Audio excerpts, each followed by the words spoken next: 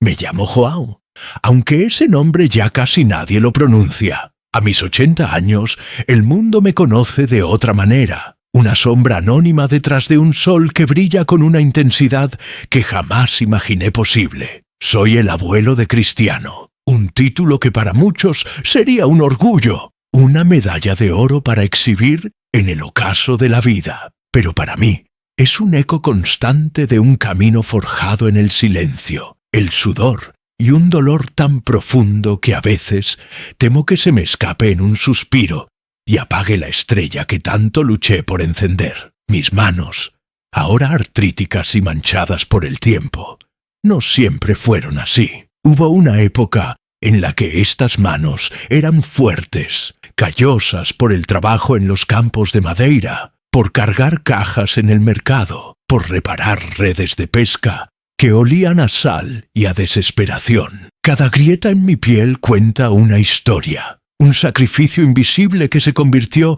en un escalón para que él, mi niño, mi Cristiano, pudiera soñar con tocar el cielo. La gente ve los goles, los trofeos, los coches de lujo y las mansiones que parecen palacios. Ven al ídolo, al atleta perfecto, a la máquina de hacer récords. No ven al niño flaco de piernas temblorosas que pateaba una pelota hecha de trapos en las calles polvorientas de Funchal. No ven las noches que pasé en vela, con el estómago vacío, pensando en cómo conseguirle unas botas de fútbol de verdad, unas que no tuvieran agujeros por donde se colara la lluvia y el frío. No ven las discusiones con mi hija, Dolores, sobre si valía la pena apostar el poco dinero que teníamos en un sueño que parecía tan lejano como la luna. Ella, con su corazón de madre, siempre tuvo fe, pero era una fe teñida de miedo. El miedo a que la vida nos golpeara una vez más,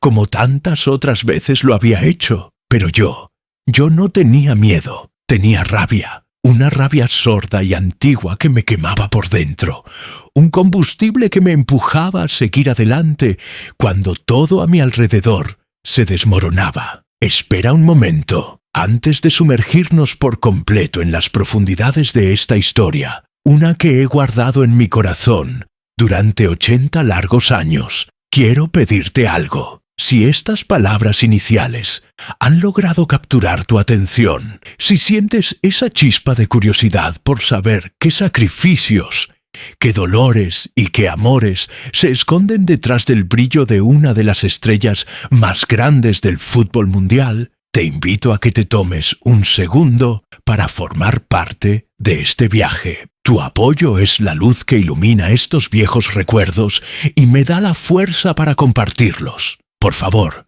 suscríbete al canal para no perderte ni un solo detalle de esta confesión. Dale un me gusta a este video si crees que las historias no contadas merecen ser escuchadas.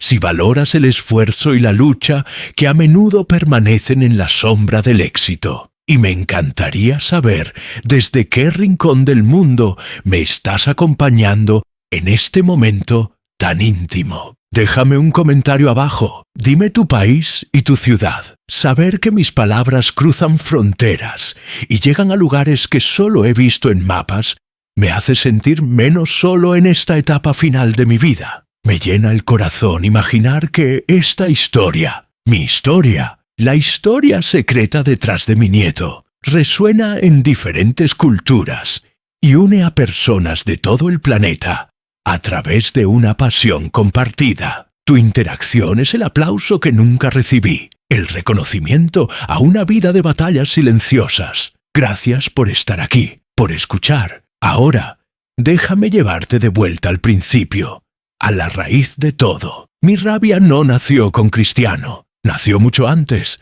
en las entrañas de una pobreza que no solo te vacía el estómago, sino también el alma. Nació al ver a mi padre volver del mar con las redes vacías y la mirada perdida, al ver a mi madre dividir un trozo de pan en 5 partes cuando necesitábamos 10. Nació al sentir la humillación de pedir prestado, de deber favores, de ser siempre el que agachaba la cabeza. Esa rabia se convirtió en una promesa silenciosa. Mis hijos y los hijos de mis hijos no conocerían esa vida. Trabajaría hasta que mis huesos se convirtieran en polvo si era necesario, pero ellos tendrían una oportunidad, la que a mí me fue negada. Cuando Cristiano nació, vi en sus ojos un fuego diferente. No era solo la inocencia de un bebé, era una chispa de determinación que reconocí como propia. Y cuando dio sus primeras patadas a un balón, supe que ese era su camino. El fútbol,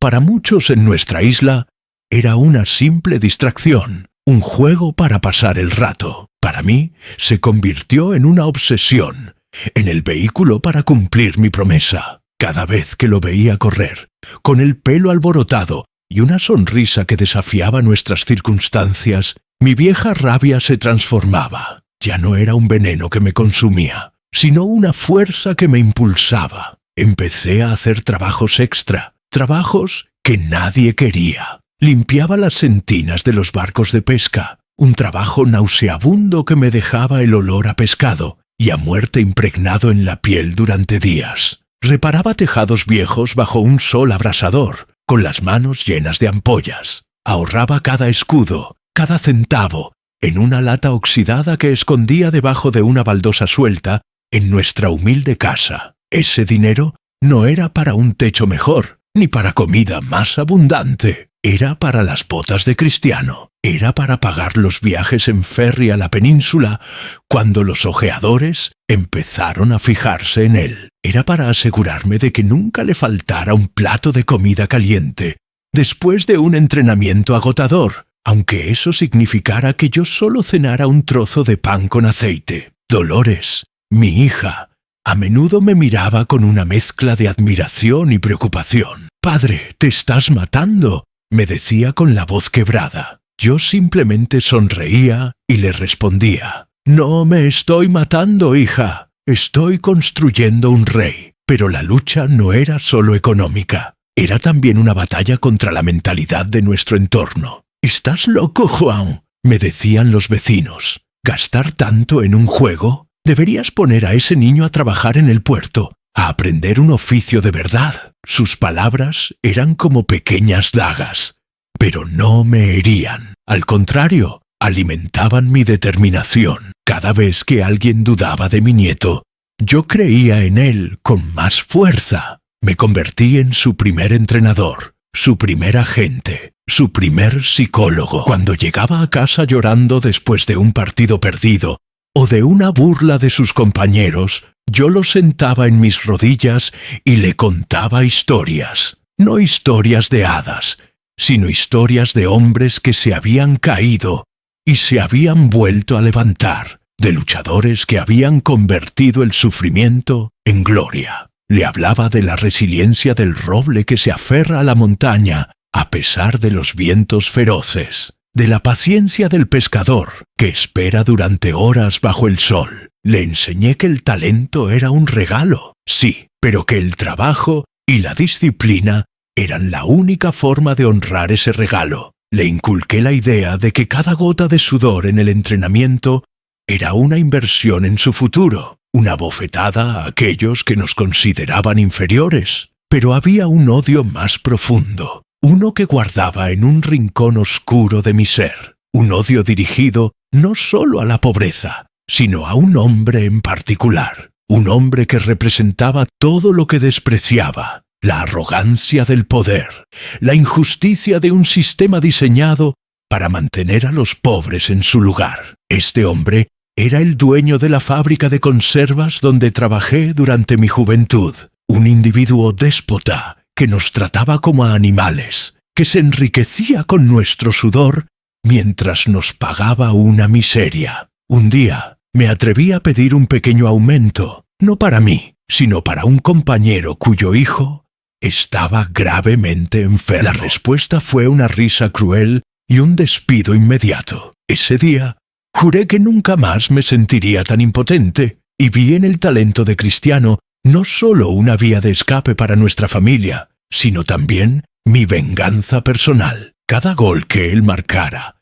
cada trofeo que levantara, sería un golpe en la cara de ese hombre y de todos los que se creían superiores a nosotros. sería la prueba de que un niño de un barrio pobre de Madeira, el nieto de un obrero despedido, podía conquistar el mundo. Este sentimiento, lo admito, no era noble, era un rencor que me carcomía, pero también me daba una fuerza sobrehumana. Me convirtió en un estratega, en un observador meticuloso. Pasaba horas viendo partidos de fútbol, estudiando tácticas, analizando a los grandes jugadores. Leía biografías de deportistas de élite, buscando patrones, buscando la clave del éxito. Luego, traducía todo ese conocimiento en consejos sencillos para Cristiano. «Mira, niño», le decía mientras dibujaba jugadas en la tierra con un palo. «No corras solo con los pies, corre con la cabeza.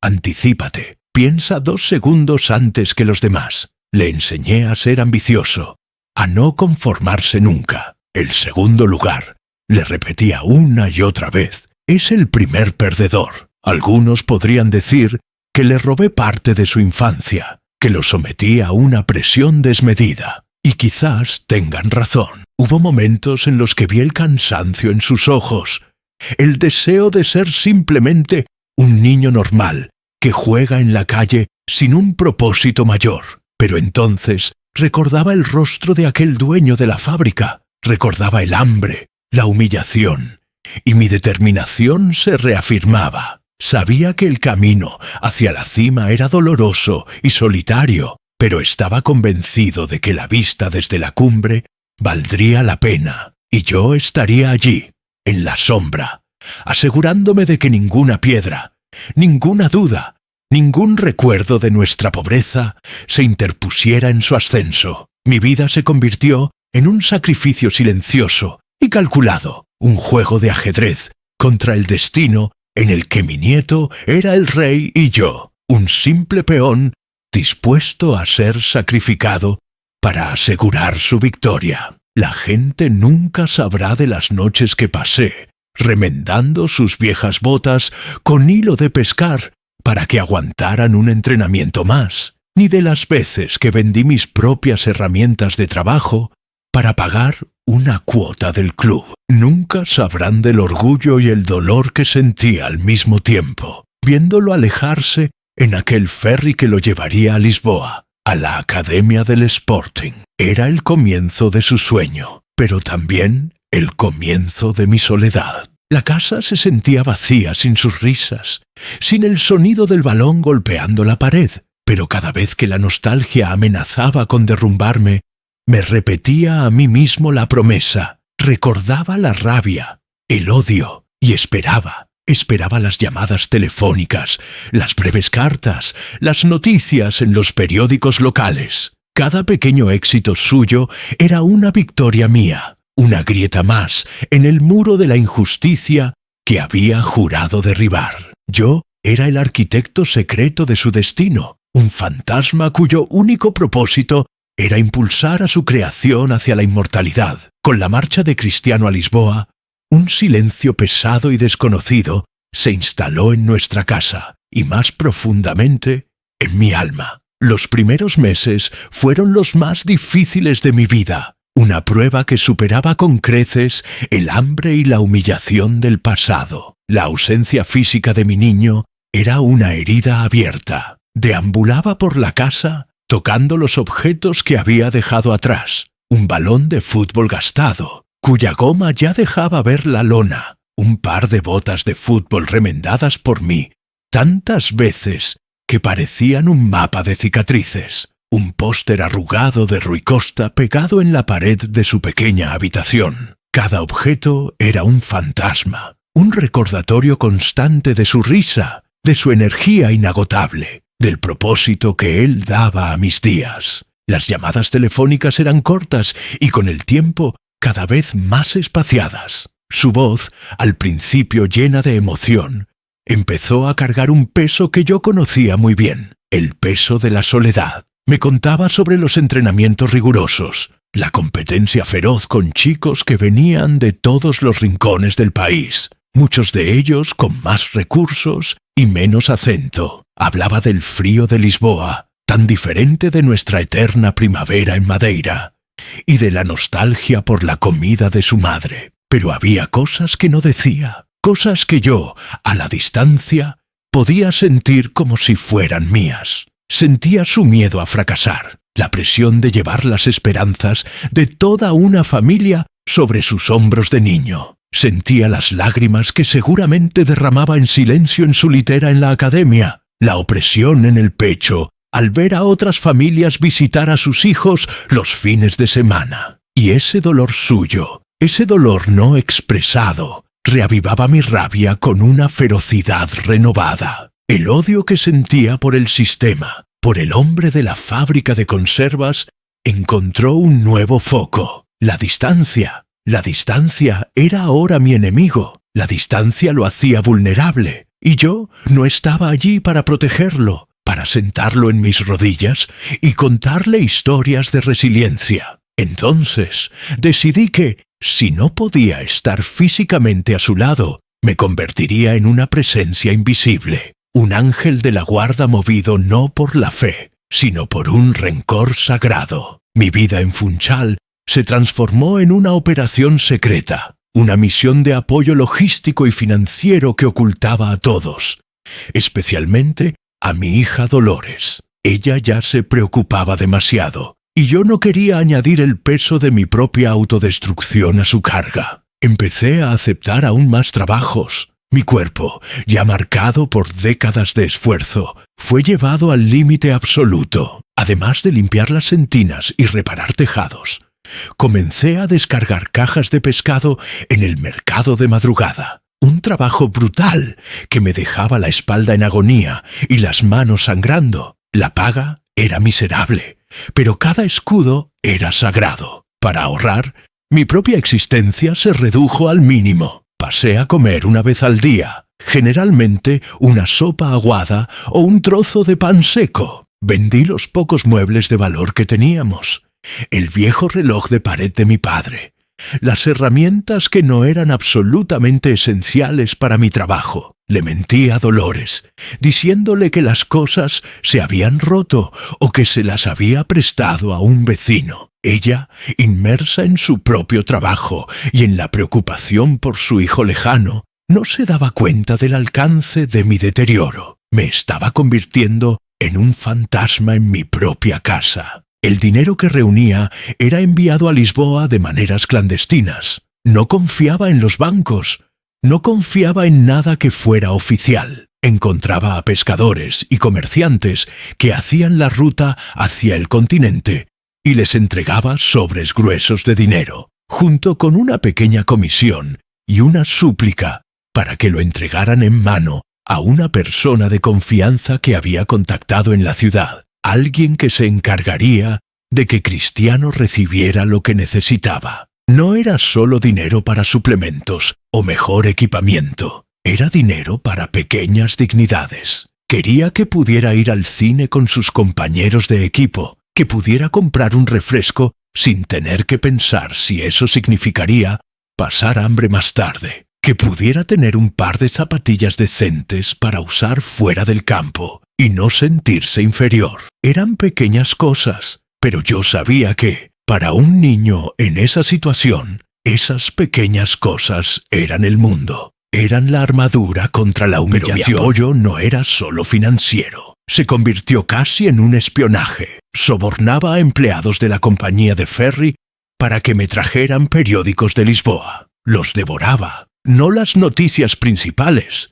sino las secciones de deportes juveniles, buscando cualquier mención, por pequeña que fuera, del apellido Ronaldo. Cada línea que lo elogiaba era un bálsamo para mi alma cansada. Cada crítica era un aguijón que me hacía trabajar más duro, enviar más dinero, rezar con más fervor. Yo, un hombre que había perdido la fe en Dios hacía mucho tiempo, me encontraba murmurando plegarias profanas al Dios del fútbol, pidiéndole que fortaleciera las piernas de mi nieto. Hubo un período particularmente oscuro, cerca de un año después de su partida. Una de mis fuentes en Lisboa me dijo que Cristiano estaba pensando en abandonar. Su acento de Madeira era motivo de burla constante, se sentía aislado, y la intensidad de la competencia lo estaba aplastando. Esa noticia fue como un puñetazo en el estómago. Todo mi sacrificio,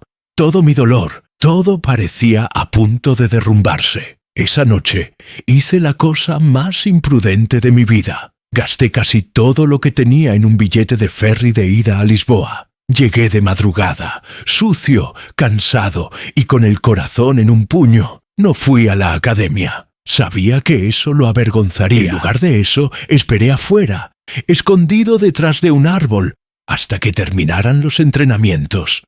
Lo vi salir con los otros chicos. Caminaba con la cabeza gacha, los hombros encorvados. No era mi Cristiano, no era el niño con fuego en los ojos. Era la imagen de la derrota. Esperé a que se alejara del grupo y lo intercepté en una calle lateral. El susto en su rostro fue rápidamente reemplazado por lágrimas. Me abrazó con fuerza, sollozando en mi hombro, y en ese callejón frío y húmedo de Lisboa no le di un sermón, no le hablé de mi rabia ni de mis sacrificios.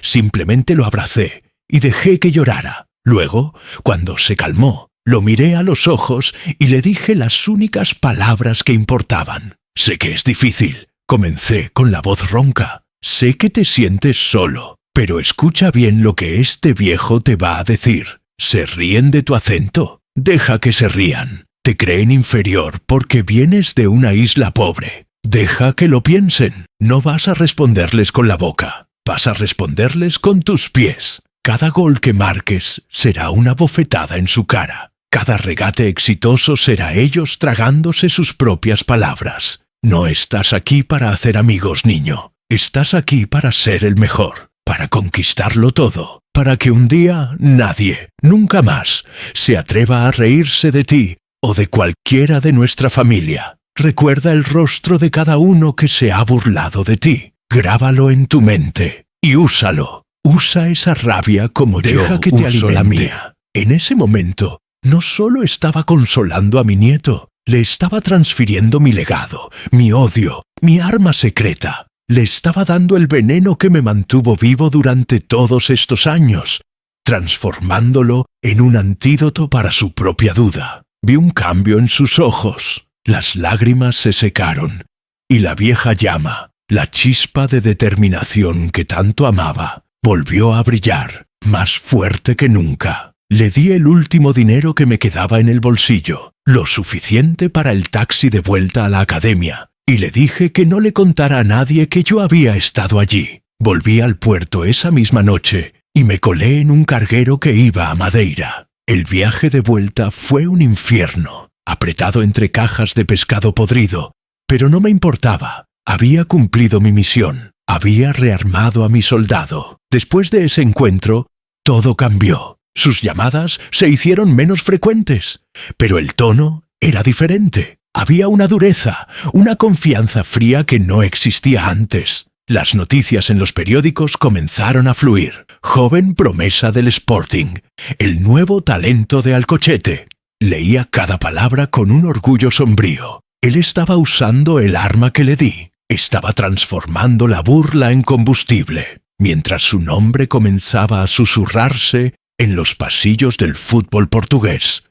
Mi cuerpo empezaba a pasar factura. Una tos crónica se instaló en mis pulmones debido a las noches frías en el mercado. Mi espalda se encorvó permanentemente. Mi vista comenzó a fallar. Me estaba desintegrando en silencio, pieza por pieza, y cada trozo de mí que se desprendía parecía convertirse en fuerza para él. Yo era una vela ardiendo por ambos extremos para mantener viva su llama, y lo volvería a hacer, porque en cada noticia de su éxito veía mi venganza acercarse. Veía el rostro de aquel dueño de la fábrica retorcerse en la insignificancia. Veía el desprecio de mis vecinos convertirse en admiración envidiosa. No solo estaba construyendo la carrera de mi nieto, estaba reescribiendo mi propia historia, usándolo como mi pluma, sumergiéndola en la tinta de mi propio sufrimiento, para escribir un final de gloria y redención. El día que Cristiano debutó con el primer equipo del Sporting fue el día en que mi corazón amenazó con salirse de mi pecho. No estaba en el estadio, por supuesto. Mi lugar estaba a cientos de kilómetros de distancia, en la penumbra de una taberna maloliente de Funchal, el único lugar del barrio con una televisión lo suficientemente grande. Me senté en un rincón, con un vaso de vino barato que no toqué, fingiendo ser un viejo más, indiferente al partido, pero por dentro, cada fibra de mi ser vibraba con una tensión insoportable. Cuando el entrenador lo llamó para que entrara al campo, un murmullo recorrió el local. «Es el chico de Dolores, la de Cedinis», dijo alguien. «El hijo del jardinero». Asentí levemente, sin mostrar emoción, como si la noticia fuera trivial, pero en mi mente gritaba: «No es el hijo del jardinero, es mi creación, es mi venganza». Y entonces sucedió. Recibió el balón cerca del centro del campo. Lo vi levantar la cabeza, con esa arrogancia que yo mismo le había enseñado a cultivar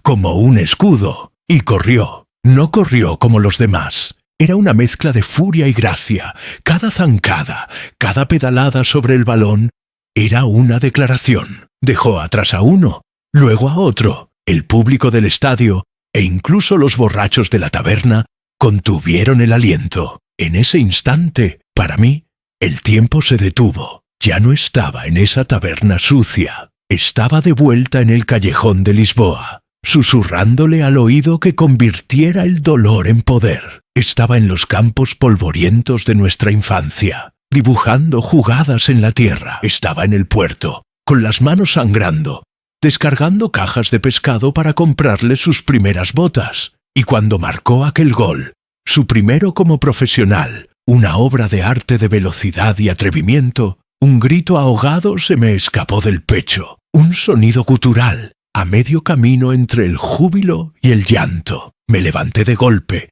tirando la silla, y salí de la taberna sin decir una palabra, dejando a los demás mirándome como si estuviera loco. Caminé sin rumbo por las calles de Funchal, con las lágrimas corriendo por mi rostro por primera vez en décadas. No eran lágrimas de alegría, eran lágrimas de liberación. La primera grieta en la presa de odio y sufrimiento que había contenido durante toda mi vida se había abierto, y una parte de la presión se había liberado. Él lo había hecho. El primer golpe de mi venganza había sido asestado, y no por mis manos, sino por sus pies. A partir de ese día, mi vida se sincronizó con el calendario del fútbol. Mi existencia ya no se medía en días y noches, sino en los intervalos entre los partidos de Cristiano. Me convertí en un experto en leer las crónicas deportivas, en descifrar el lenguaje de los periodistas. Cada elogio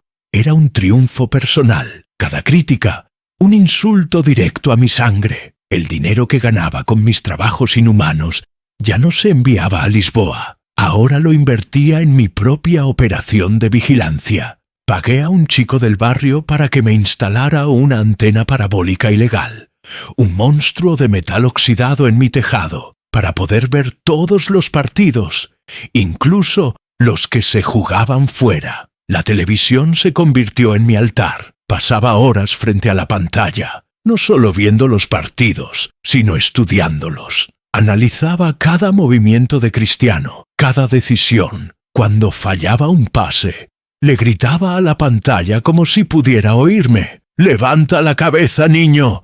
¡Anticípate!». Cuando marcaba, apretaba los puños en un gesto silencioso de victoria, mi rostro impasible ocultando la tormenta de orgullo que rugía en mi interior. Mi salud continuaba deteriorándose. La tos se convirtió en una compañera constante, y los dolores en mi espalda y articulaciones eran a veces tan intensos que me costaba levantarme de la cama. Pero el dolor físico era secundario. Lo que realmente me consumía era la creciente distancia emocional. Sus llamadas eran ahora eventos raros. Era una superestrella en ciernes, rodeado de agentes, asesores, nuevos amigos y las inevitables distracciones que trae la fama. Cuando hablábamos, su voz sonaba lejana, su acento madeirense casi desaparecido, sustituido por un tono más neutro, más continental. Hablaba de cosas que yo no podía entender: contratos de patrocinio, tácticas complejas, la vida en una ciudad que para mí era como otro planeta. Yo escuchaba en silencio, respondiendo con monosílabos. ¿Qué podía decirle yo? Que me dolía la espalda por descargar pescado para que él pudiera tenerlo todo, que a veces me sentía tan solo que hablaba con su póster en la pared.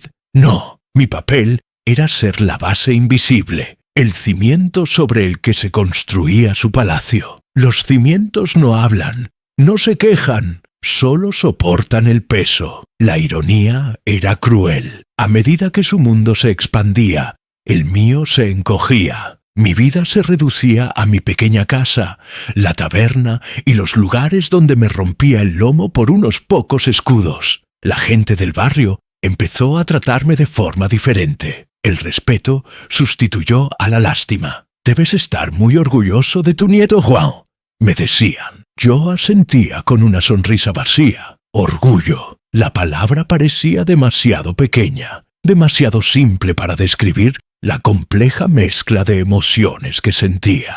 Era orgullo, sí, pero también era una amarga sensación de propiedad, de creación. Él era la encarnación de mi voluntad, el resultado de mi sacrificio, pero era un resultado que no podía reclamar. Era un artista que debía permanecer anónimo, mientras su obra maestra era aclamada por el mundo entero. Entonces llegó la noticia que lo cambiaría todo. El Manchester United. Cuando escuché los primeros rumores, no los creí. Era demasiado grande, demasiado rápido. Un club inglés. La tierra prometida para cualquier futbolista. Uno de los equipos más ricos y famosos del mundo quería a mi niño, al chico flaco de Funchal. La noche en que se confirmó el traspaso, no dormí. Me senté frente a la televisión apagada, en la oscuridad, y traté de asimilarlo. Inglaterra. Eso no era como Lisboa. Era otro mundo, otro idioma, otra galaxia. Mi pequeño soldado, mi arma secreta, iba a ser desplegado en el escenario más grande del mundo. Una parte de mí estaba aterrorizada. Tenía miedo de que ese mundo lo devorara, que la presión lo rompiera, que se olvidara de dónde venía, de quién lo había forjado. Pero otra parte de mí, la parte oscura y vengativa, se regocijaba. Mi venganza ya no sería local. Ya no se trataba de humillar a un capataz de una fábrica de conservas o a los vecinos que se burlaban de nosotros. Ahora mi venganza sería global. Cada gol que marcara en Old Trafford, cada titular en los periódicos internacionales, sería la prueba definitiva de que habíamos ganado, de que yo había ganado. El nieto del obrero despedido iba a convertirse en un rey en el imperio que había inventado el juego. La víspera de su partida a Manchester me llamó. Fue la conversación más larga que habíamos tenido en años. Me habló del entrenador, Ferguson, de cómo lo había convencido, de la emoción y el miedo que sentía. Y al final, con una voz casi infantil que pensé que había perdido para siempre, me dijo: «Gracias, abuelo, por todo». Me quedé en silencio, incapaz de responder. Las palabras se atoraron en mi garganta. Todo era tan vasto, tan lleno de dolor y secretos. Todo eran las noches sin dormir, el hambre, el trabajo brutal,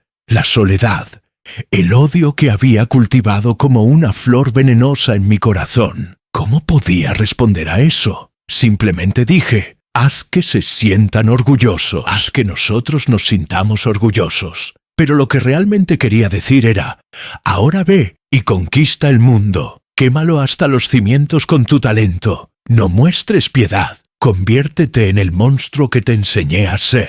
Y nunca, nunca olvides la rabia que te llevó hasta allí». Después de colgar, me di cuenta de que mi misión había entrado en una nueva fase. Ya no necesitaba financiarlo ni protegerlo. Ahora estaba en manos de un imperio. Mi papel había terminado, o eso creía yo. Me había convertido en un espectador, un fantasma en su propia historia. Veía sus partidos en Manchester, su cuerpo cambiando, volviéndose más fuerte, más poderoso. Veía cómo se convertía en un ícono, en una marca, y con cada éxito suyo, un pedazo de mi propósito moría. El odio que me había servido de combustible durante tanto tiempo comenzaba a sentirse hueco. El dueño de la fábrica había muerto hacía años. Los vecinos que se burlaban ahora pedían autógrafos. Mi venganza se había cumplido tan abrumadoramente que casi había perdido su significado, y en el vacío que dejó solo quedaba un viejo cansado, con un cuerpo roto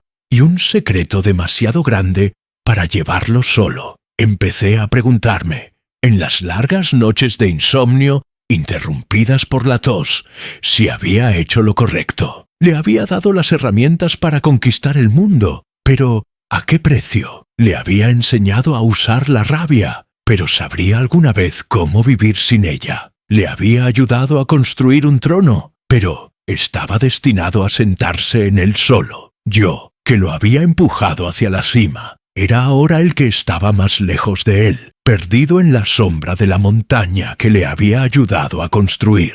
Claro, aquí tienes el cuarto párrafo. Los años de Manchester se desdibujan en mi memoria como una sucesión de imágenes parpadeantes en mi viejo televisor. Eran imágenes de gloria, de perfección física, de una fama tan estratosférica que parecía irreal. Vi a mi nieto levantar la Premier League, la Champions League. Vi cómo su rostro se iluminaba con la luz dorada del Balón de Oro. Cada trofeo que él alzaba era, en teoría, la culminación de mi plan, la victoria definitiva en la guerra que yo había declarado al mundo décadas atrás. El bar donde solía ver los partidos se llenaba ahora de gente que vestía su camiseta. El nombre Ronaldo ya no era solo nuestro, pertenecía al mundo. Gritaban su nombre con una devoción casi religiosa. Yo permanecía en mi rincón, más silencioso y anónimo que nunca. Escuchaba sus conversaciones, sus análisis sobre su técnica, su mentalidad, su vida privada. Hablaban de CR7, una entidad, una marca, un ser casi mitológico, y me di cuenta, con un frío que me calaba más hondo que la humedad de mi casa, de que ya no conocía a la persona de la que hablaban. El niño que yo había criado, el chico al que le había enseñado a usar la rabia como combustible, se había desvanecido, reemplazado por este ícono global. Mi creación se me había escapado de las manos, había cobrado vida propia y ya no me necesitaba. Ni siquiera me reconocería. El peso de mi secreto se hizo insoportable. Mi vida se había convertido en una mentira silenciosa, para el mundo y hasta para mi propia hija Dolores.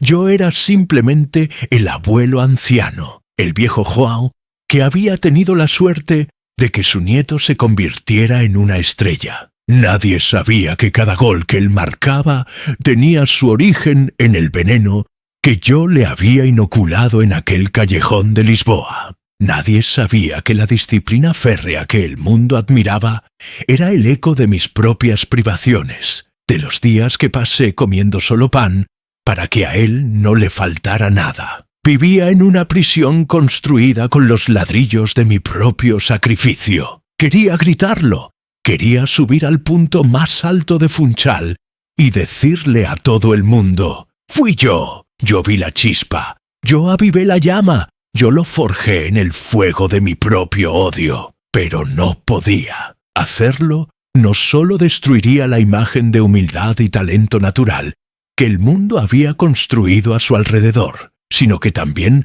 revelaría la parte más oscura de mí mismo. Revelaría que el éxito de mi nieto no se basaba solo en el amor y el apoyo, sino también en un rencor profundo y calculador. Así que callé. Y el silencio me carcomía por dentro. Cuando se anunció su traspaso al Real Madrid, por una cifra que mi mente no podía ni empezar a procesar, sentí que la distancia entre nosotros se volvía infinita. Madrid, el club de los reyes, el pináculo del fútbol mundial, se estaba alejando aún más, ascendiendo a una estratosfera a la que yo nunca tendría acceso. La noche de su presentación en el Santiago Bernabéu fue una de las más extrañas de mi vida. La televisión mostraba un estadio lleno hasta la bandera, 80.000 almas coreando su nombre antes de que hubiera siquiera pateado un balón para ellos. Lo vi salir al campo, vestido de un blanco inmaculado, perfecto,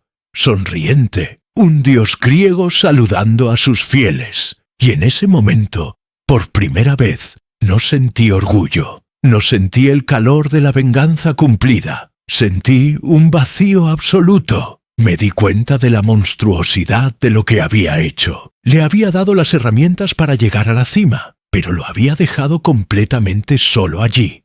Le había enseñado a luchar, a competir, a odiar al segundo lugar, pero le había enseñado a ser feliz. Le había enseñado a amar, a confiar, a ser simplemente un hombre cuando las luces del estadio se apagaran. Observaba su vida a través de los destellos de las revistas y los programas de televisión. Coches, mansiones, mujeres hermosas, una vida de exceso y glamour. Pero cuando miraba sus ojos en las entrevistas, a veces, solo por un instante, creía ver al niño perdido de Lisboa. Veía una soledad profunda, la soledad del que sabe que es admirado, pero no comprendido. La soledad del que no puede permitirse mostrar debilidad, porque ha sido programado para ser una máquina de ganar. Era esa mi obra. Había creado al atleta perfecto a costa de destruir al hombre. Empecé a tener pesadillas. Soñaba que estaba en medio del Bernabéu, pero el estadio estaba vacío y en silencio. Cristiano estaba en el centro del campo, solo, pateando un balón contra un muro invisible que lo separaba de mí. Yo lo llamaba, pero mi voz no producía sonido. Él me miraba, pero sus ojos no me veían. Me despertaba sudando, con el corazón desbocado, ahogado por una sensación de culpa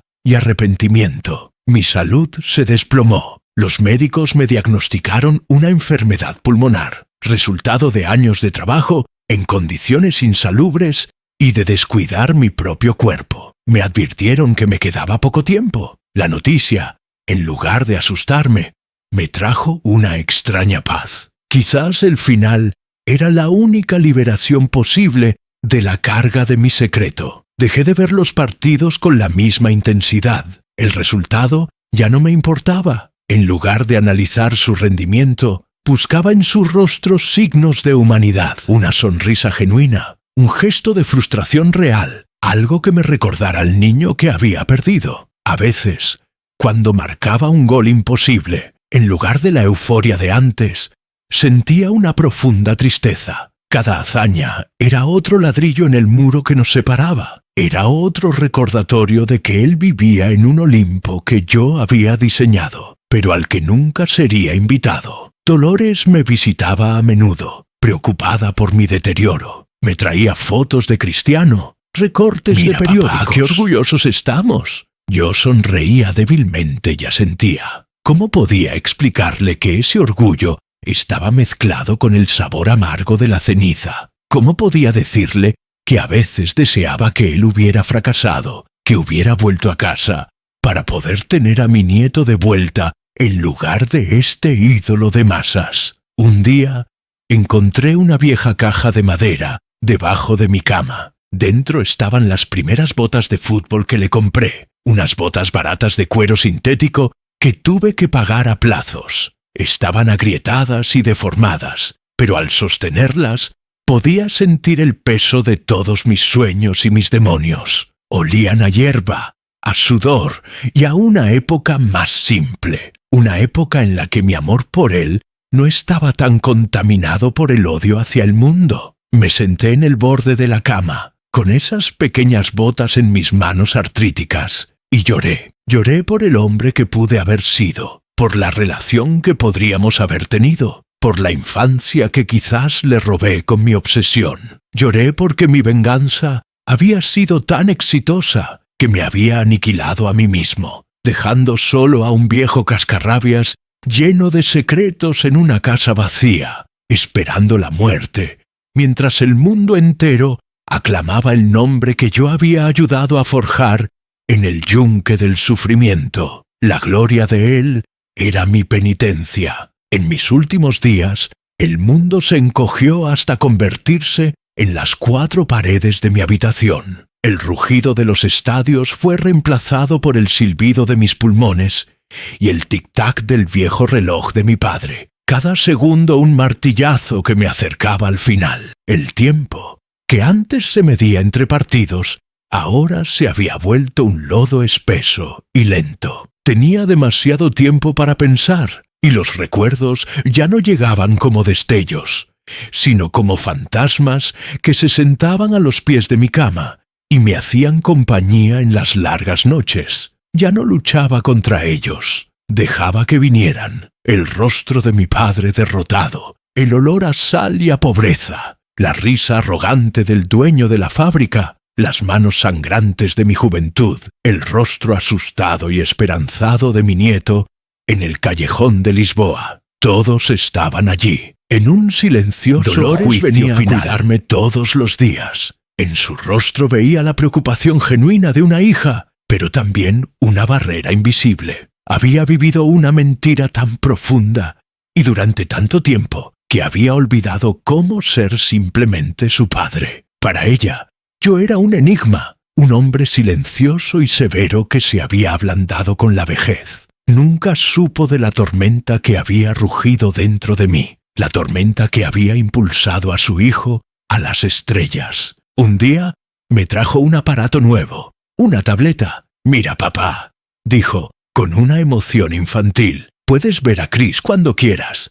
Me enseñó a usar los dedos sobre la pantalla, y un universo de imágenes y videos se abrió ante mí. Pasé horas, días enteros, navegando por la vida de mi nieto. Vi documentales sobre su ascenso, entrevistas en las que hablaba de su infancia. Contaba historias de pobreza, de determinación, de un sueño. Hablaba de su madre, de sus hermanas, de sus amigos. Apenas una mención pasajera. Mi abuelo, 2 palabras, un punto en el vasto mapa de su historia. Y por extraño que parezca, no sentí amargura, sentí alivio. Mi secreto estaba a salvo. Mi papel como el arquitecto oscuro permanecería para siempre en las sombras, que era donde pertenecía. El odio no es algo de lo que uno deba enorgullecerse. Es una herramienta, un combustible. Y como todo combustible, una vez que se consume, solo deja cenizas.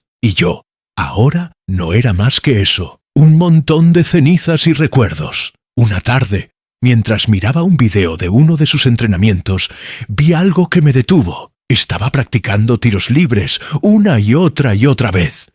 El sol se estaba poniendo, y todos los demás jugadores se habían ido. Pero él seguía allí, solo, en el inmenso campo vacío, colocando el balón, retrocediendo los mismos pasos, respirando de la misma manera, golpeando con una concentración feroz. Y en la repetición de ese ritual, en esa obsesión solitaria por la perfección, lo vi. No vi a CR7, la superestrella multimillonaria. Vi al niño que yo había forjado. Vi la disciplina que le había inculcado, la negativa a conformarse, la rabia contra la imperfección. Y por primera vez en muchos años, sonreí. Una sonrisa genuina, aunque agrietada por el dolor. Mi veneno, después de todo, también había sido su elixir.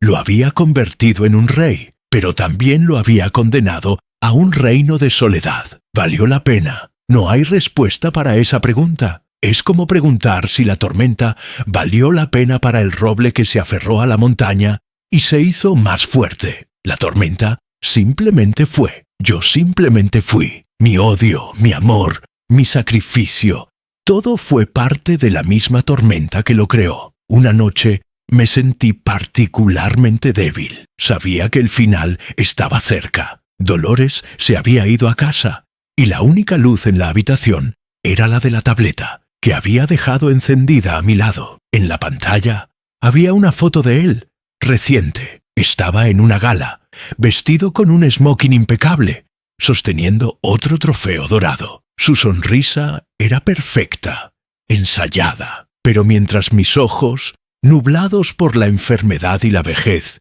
miraban fijamente esa imagen, la sonrisa pareció desvanecerse. El fondo de lujo se disolvió, y por un instante vi su rostro como realmente era, o como yo necesitaba verlo. Vi las líneas de cansancio alrededor de sus ojos, Vi el peso de la corona que yo le había ayudado a colocar sobre su cabeza, y en lo más profundo de sus pupilas vi al niño flaco del callejón, mirándome, no con gratitud, no con resentimiento, sino con una silenciosa comprensión. Fue como si, a través del tiempo y la distancia, a través de la barrera de la fama y los secretos, finalmente nos viéramos el uno al otro. Él vio al viejo titiritero, al fantasma que movió los hilos de su destino, y yo vi a mi niño, atrapado para siempre en la gloria que yo había anhelado para él.